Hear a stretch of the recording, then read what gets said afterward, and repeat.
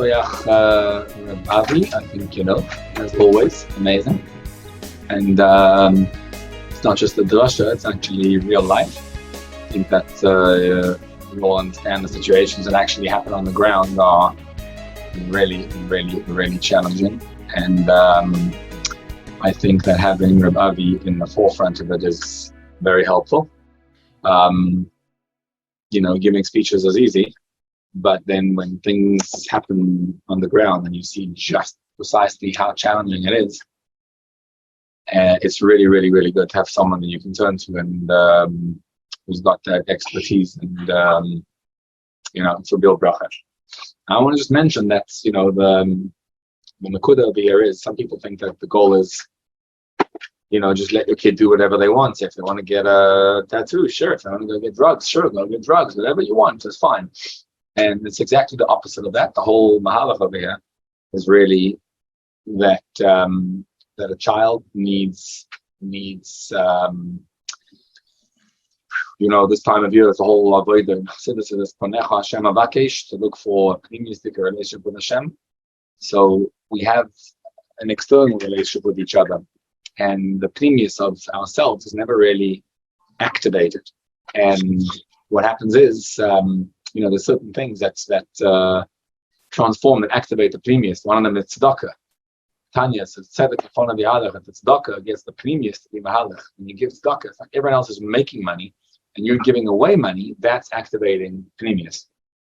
And what we're trying to do over here is take these kids, and the kid has like a whole one approach, and then suddenly he gets, you know, twisted parenting, which is really regular parenting, just questions which one's twisted. And what we're trying to do is connect to the child's neshama. So the kid has a neshama, the kid has a neshama deep down, and this neshama is never being, no one's talking to the neshama, no one's ever touching it.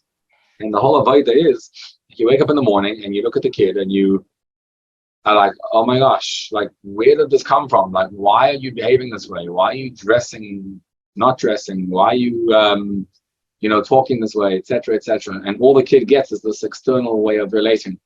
And what we're trying to do over here is get to the previous, which is that if you look at the child and you say, I see a chelek elikam ma'al mamish, that's what I see. And I don't look at the fact that this kid happens to be my kid and supposed to be acting differently. So it's not that I don't care, I do care. I just, instead of focusing on all the negative, I focus on, yeah, but Hashem gave me this child and it's my kid and it's my schus that I get to activate this neshama, and it's coming through me. And, you know, it's like sort of like, I think that the Rebbe always would say this about, he had this going the whole time, that every year there's a Ben Yachid of Hashem, and you're not going to open up a Chabad house in Berkeley, you're going to take care of Hashem's Ben Yachid. So, like, we're good at that. When a guy comes in, you look at him like a Ben Yachid. I once was by a shliach, I gave a speech in a Chabad house. So the mother came to me after and she says, my daughter used to tell me, Ima, why can't you just treat me like Ilanit? She says, Ilanit was this Israeli girl who would come in, and she was always treated with royalty. She used to drive home on Shabbos, but she lit candles on Shabbos. That was like the biggest thing.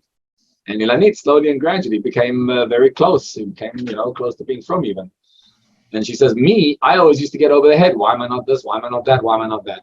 And it's very difficult to do it, because when it's your own kid, you expect them to be better, and you always keep on wondering why they're not. And that's a good question, why they're not. But the bottom line is, when you are able to activate the previous, and it just happened by focusing on this neshama and how proud I am to have this schus, that this yid is, who happens to be my kid, is the hashpah is coming through me. And when you look at the child that way, which is the whole chassidus is full of how to do that, it's amazing. The results are absolutely amazing. And so it's a long, hard, difficult process, and a whole family it takes to get there. But in no way is it that we don't care.